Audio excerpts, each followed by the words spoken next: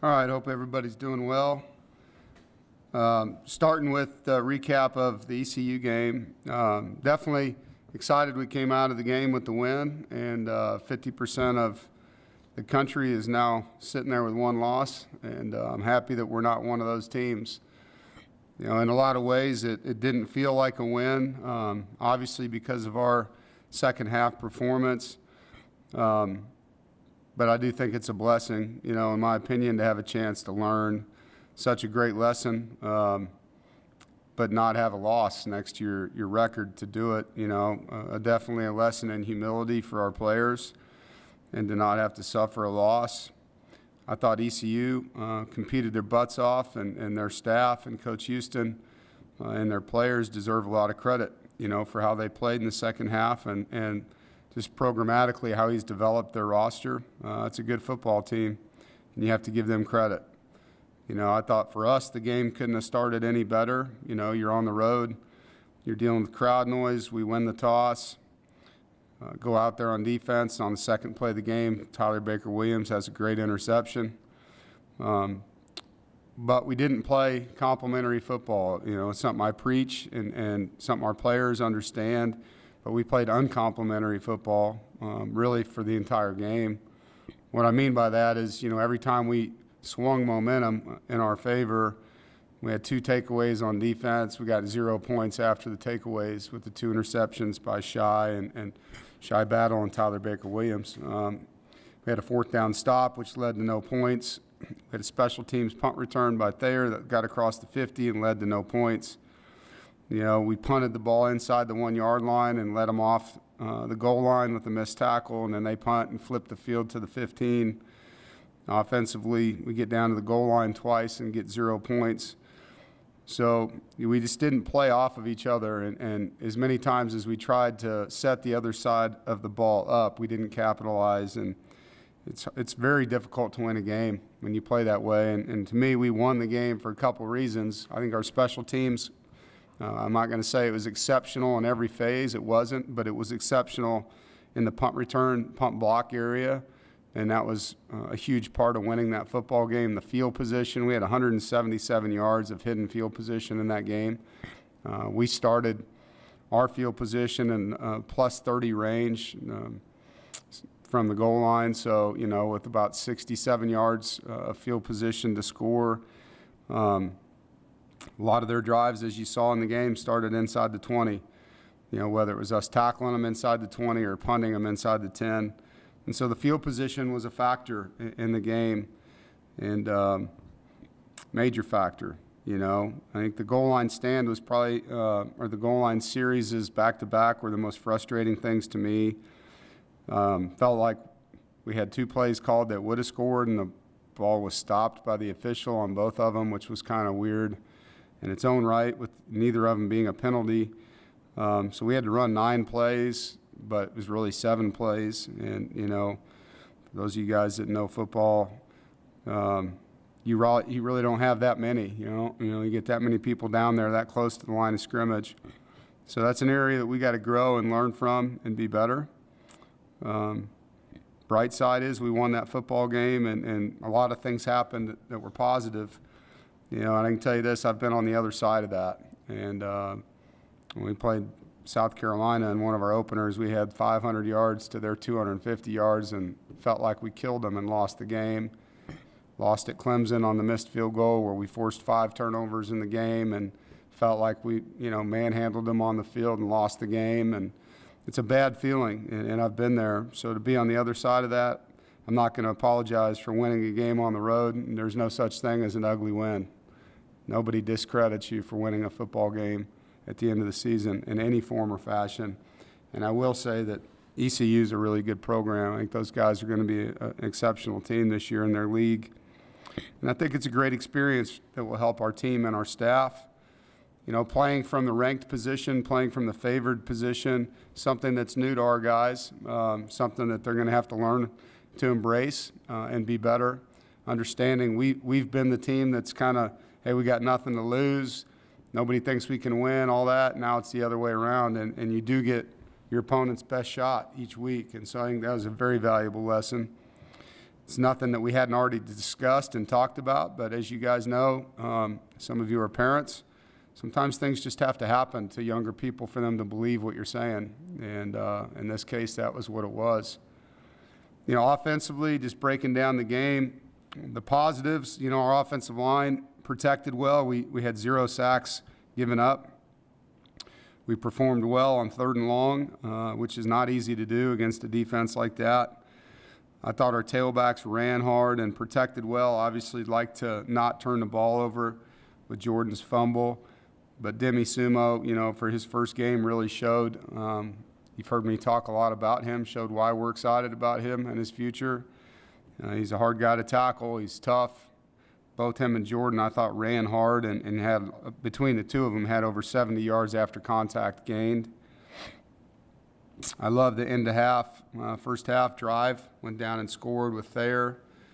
A lot of guys played for the first time, really significant time on offense with Demi Sumo, Cedric Seaborough, Cam Walker, Daryl Jones, first time for us, Julian Gray, Jalen Coit on special teams, Keon Lassane, and that film is going to be so valuable for them, getting out there and playing. I thought Daryl Jones really did some good things. It was good to see him out there. He's a very complete player. I think Thayer had one of his, another just kind of ho-hum game maybe for people out there, but I thought he played exceptionally well. He's worked hard on becoming a blocker as well as a route runner, catcher, returner, and he's improved so much in that area. I thought Tim McKay on the offensive line shined some physical things, led us in pancakes and in the game. It was good to see. There's good rotation going on between him and Spees at tackle, and Derek Eason also came in and provided some good depth and played well at right guard. With Trent Penix's injury, it's a non-surgical injury. He will be out, 4 to 6 weeks.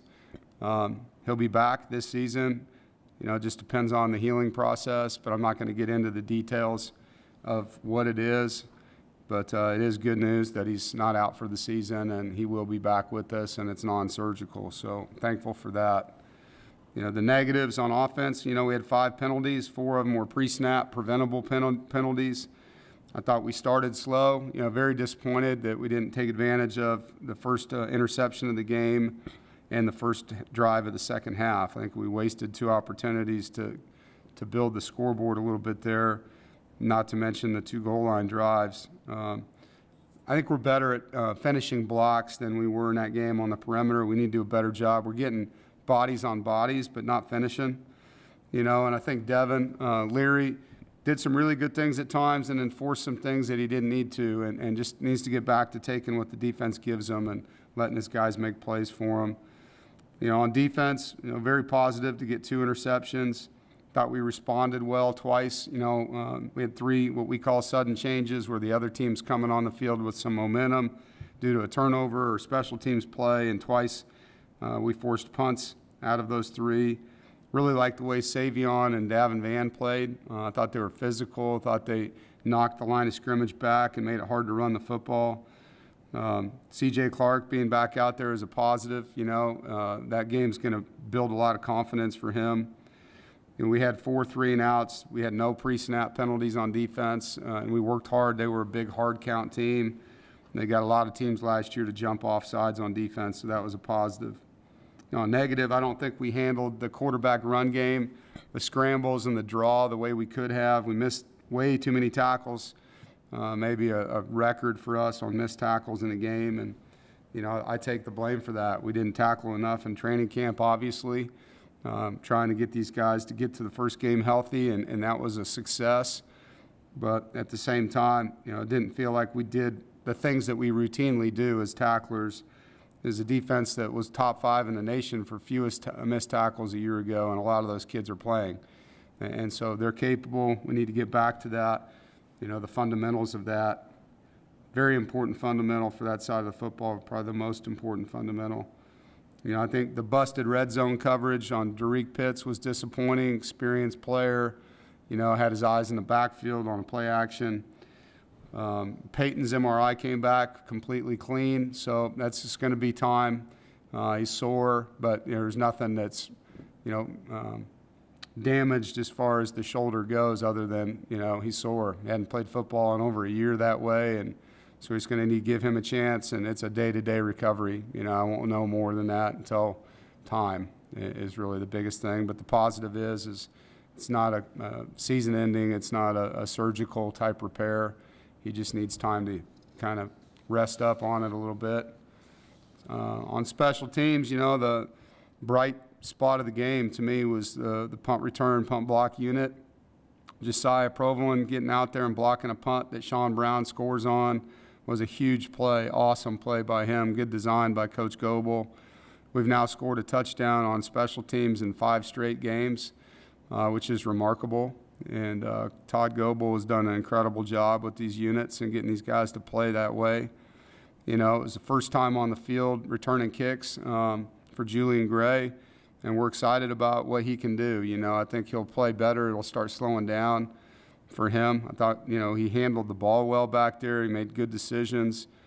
Thayer had a great punt return. The blocking was really good. There was opportunities to clip guys, and guys made good decisions. His first game with Shane McDonough, I thought he held very well. His punts were, good, not great. I think his hang time can get better. He knows that. But his pin punt was exceptional in the game, and I thought he got better as the game went on. And our coverage will only improve as our hang time does, and it's great to have Joe Shimko and Chris Dunn in the way they are. Moving on to this week, it's great to come home to Carter Finley and 12:30 kick. We haven't had a noon game in a long time, so asking folks to start their day early and get up and get their tailgate set up the night before if they need to. Come into the parking lots fired up and ready to watch these young men compete. This game's all about us. We play Charleston Southern, as you know, but to me it's a game regardless of who our opponent is. We need to focus on improving, not just as offense, defense, or special teams as I just talked, but more importantly individually and collectively. There's no way to get better that I know of than actually playing a game and having video to watch yourself as a player. Your resume is your film as a player. And having that opportunity now to study what you did and know that your opponents are studying what you did and doing everything you can to take your mistakes off of film and improve on the things that you want to improve on. It's going to be a great week. I can't wait to get on the field and help these guys, work with our coaches and give the kids the best chance they can to go play a better football game for 4 quarters. I know Charleston Southern will come in here with nothing to lose and give us a great game and play hard. And look forward to getting our team better and moving forward with another opportunity to grow and learn. And it's a long season. As you saw in the first week of college football, a lot of crazy stuff happening. Every game seems like drama, and last night's game with Florida State and LSU is no different. Incredible football games happening. And the highs and lows and the road that goes, it's a million things happen in a short period of time. And it's awesome to be on this journey with this team and this staff, so look forward to the next step. Questions? Gibson? Dave, your last comment just kind of blew up what I was going to ask you. That first week of the season, you guys weren't the only ones that had a tough time. Is it just the nature of that first game of the season that can get things going a little bit sideways, possibly? I was thinking about it obviously a lot since the game.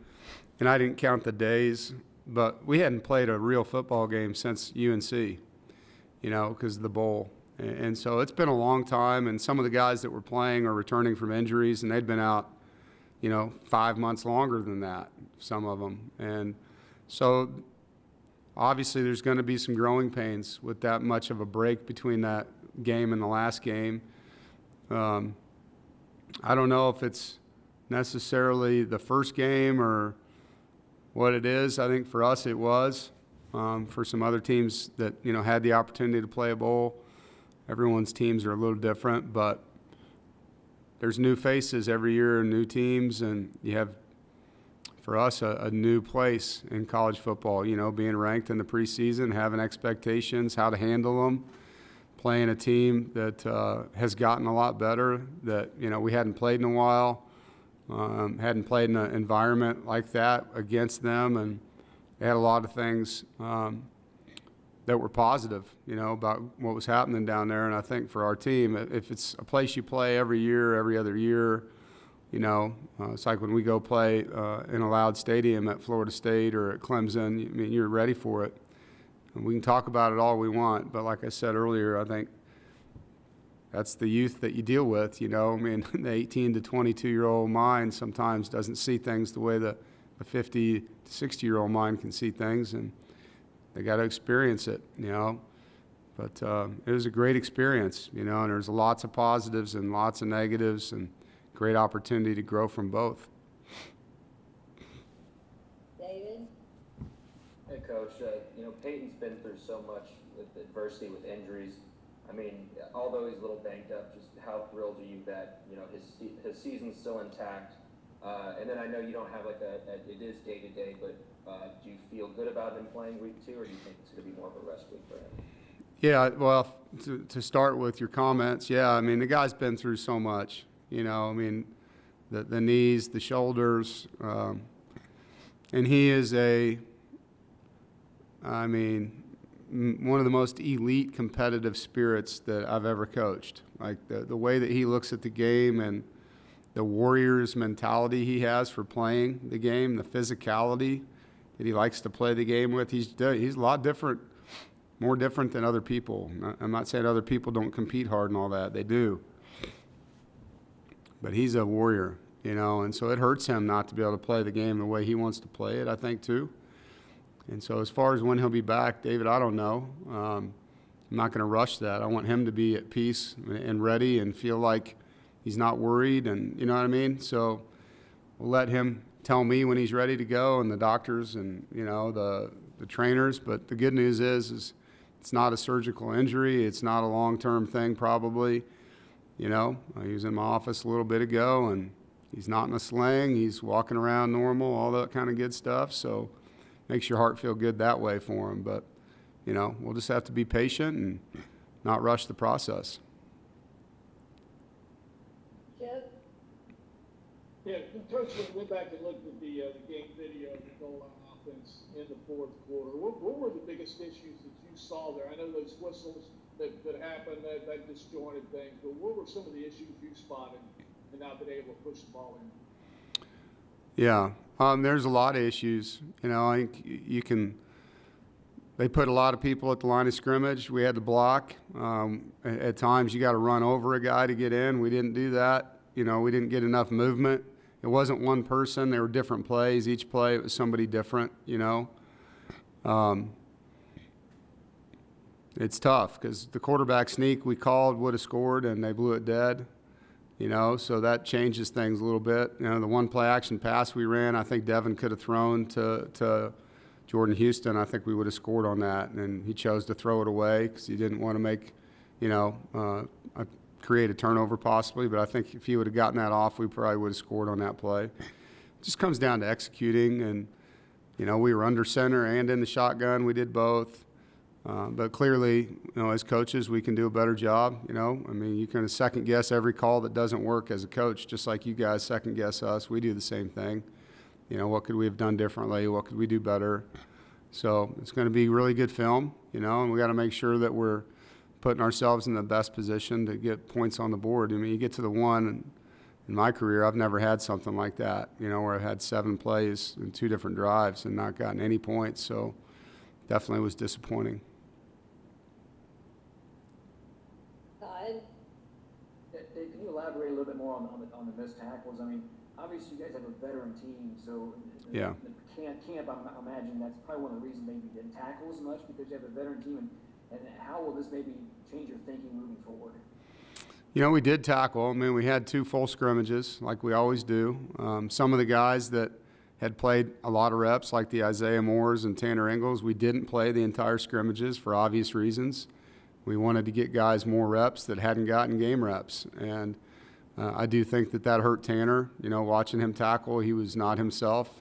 He's a much better tackler than he showed in that game, and I think he's inspired to show everybody that too. I think he'll tell you he was as embarrassed as anybody watching himself miss those tackles. He's one of the best tacklers in college football when he's doing things like he normally does. So, Yeah, I think it's just time between this competition and the last, and it's a balancing act, man. I mean, you guys know how many players I've had hurt in the last couple of years, and so we were very cautious, and probably too cautious, like I said, to make sure that we had everybody healthy for game one, and we did. And so it was mission accomplished.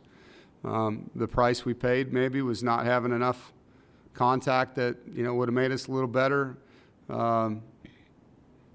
I think I would still go with what happened. I think I'd still rather have a healthy team in the opener, and just need to study it getting into next year, a year from now, and maybe some ways we can be a little better there, going into the opener with our tackling. Obviously, maybe missed more tackles in game one than we did in 3 games last year combined. So it's an area we got to improve. And you guys remember how we played a year ago and played against Louisville and teams like that that had great athletes in open spaces. We're capable of making a lot of the plays we didn't make Saturday. So that won't sit well with our D staff. It won't sit well with our defensive kids, and they will get out and fix it. David, Coach, you mentioned earlier how great Denny played. I mean, he had 14 carries. It's not like he didn't touch the ball or anything, but with the way he played and the elusiveness that he shows, I mean, plans to get him the ball even more to kind of show what he can do. Yeah, I think so. I think him and Jordan will still, rotate in there. I think both of them played well, other than Jordan's fumble. Both averaged over 4 yards a carry. Both ran hard. Both broke tackles. Both made people miss. Both caught the football. So, and as you know, it's a long season, and it's not a one-player position anymore. Those guys need to have a rotation to stay healthy. But, yeah, I think, last week it was probably 2-1 and probably be a little more balanced on reps, between those two guys. But we like both of them, and we think both of them are really good football players, and they're well-rounded guys, and they're tough. And so excited about that room. I know there was a lot of questions about who our running backs were going to be and how they were going to play, and I think there's probably a little bit of excitement about that position now coming out of that first game. James, Yeah, Dave, you've mentioned in the past analytics playing a role in some decisions you made. I know you went for the touchdown right there at the goal line with 10 minutes to go. Was that a gut feel, analytics? What led to that decision for you? Yeah, I mean, the analytics tell you to go for it inside the 3 every time. So, I mean, that's, because if you don't get it, you're giving the ball back to them in a position you should be able to hold them in, get the ball back in good field position again. And your odds of scoring on 4th and 1 are very high, So it's just a position that you don't take for granted. And you talk about odds, and the odds of getting 7 points are very high. You're going to take those odds, I also believe as a head coach, you have to show trust to your line, man. I mean, you get a 4th and 1 on the goal line and don't go for it. I mean, if I was an offensive lineman and my head coach did that to me, I wouldn't be very happy. I mean, that's just not how I look at things, I need to give those guys a chance to earn it. We didn't. So they owe me one, and they know it. And that's kind of where we are. I think, I'm not a cautious guy when it comes to going for things. I didn't get to be a head coach as young as I was by being cautious as a coach. We're going to be aggressive in this program. And sometimes it's not going to work. Not everything's a guarantee, But when it comes to trusting who you are and sticking with your vision and trusting your guys, I'm going to be that kind of coach. And if it doesn't work, at least I'm going down swinging. The reason I ask is, you had the 10-point game against Wake in 2018, Miami 2020. So just getting the 10, was that, I mean, obviously you're not playing for 10 at that point, right? I mean, you're too much game left. Yeah, I mean, you'd love to have 2-possession lead. There's no doubt about it. And, maybe if the game was in the final 3 minutes, it'd be a little bit different conversation. But with how much time was on the clock, to say that that's going to end the game, it's not, James. There's just too much time on the clock. And, again, the odds tell you to go for it. And so I don't know if any of you guys like to gamble, but you're going to take your odds when you have them most time, and you're going to go with who you are. And if you're a cautious guy, you'd probably make a cautious decision. I'm not. Appreciate it, Dave. Yep. Gibby, Yeah, Dave, along those lines, thanks. That just one argument I had with somebody. I figured you wanted to show your offensive line some trust, but along those lines as well, I mean, do you need to score those points too? Because do you need to show points, I guess? I mean, is it down to that nowadays? Obviously, you guys got bigger things down the road, but you want to see your team have a bigger win, and is that fair in the whole grand scheme of things right now? I'm not sure what you mean by that. Well, I mean, just to have more points scored, I mean, have a bigger win against an opponent, and look how that would look on your resume as Oh. you're moving forward. That's the last thing I was thinking about when I'm making a decision in the middle of a game. Yeah, I mean, trying to win a game, going with the things that you know, the things that you trust, the things that you think are important for your program. So, yeah, I'm not thinking about what they're going to decide in November because we scored 20 instead of 22, you know. David, Looking forward to this week. Does having Jack Chambers on the team, does that offer any competitive advantage? Yeah, I could see why you would think that. I'm going to be honest, that this week is not about Jack Chambers and his time at that school. It's not about that school because of how we played this week. I don't care if we're playing Clemson or Charleston Southern. This week's about us being the best us we can be. We did not showcase that in week one. I think our players would tell you they're embarrassed as coaches. It was not the product we expected, and this game's going to be about getting that done, you know, handling our business and, you know, offensively doing the things that we're capable of doing consistently. And the same thing on defense, same thing on special teams, same thing with our sideline energy. We need to bring our best to the field, and we need to play the game the way that we know we can play it, and that's what this game's about. The fact that Jack went to school there, it's a side story, I think, more than anything. More interested in how we play this football game than any of that. Corey, Dave, going back to the defensive side of the ball, were you concerned at all about the lack of pressure? I mean, no sacks in this game, did get a few quarterback pressures, but didn't really get into the defensive or the offensive backfield for ECU quite as much as I'm sure you would like. Yeah, I think, you know, we had several opportunities maybe. Not sure sacking the quarterback is something that matters as much as forcing him to throw off time and throw incomplete passes and maybe throw more interceptions because he's pressured, getting our hands up and tipping more balls. He did get rid of the ball quickly in that game. He did scramble a lot to get away from guys. We did lose contain twice on blitzes that feel like might have been sacks had we not lost contain. So can we be better? Absolutely. I think our rush lane discipline, the distribution, we call a pass rush cage, but the distribution of who's in which lane needs to be more consistent. There's a lot to get better at when it comes to that. You know, the final getting the sack, I know, is kind of how you judge pass rush. You know, for us, there's a lot of other ways pass rush is important, and I completely agree it can be better. Thanks. do we have any other questions for Coach? All right, Coach, thank you. Thanks, everyone. You guys have a great day. Look forward to seeing everybody this week. Thank you.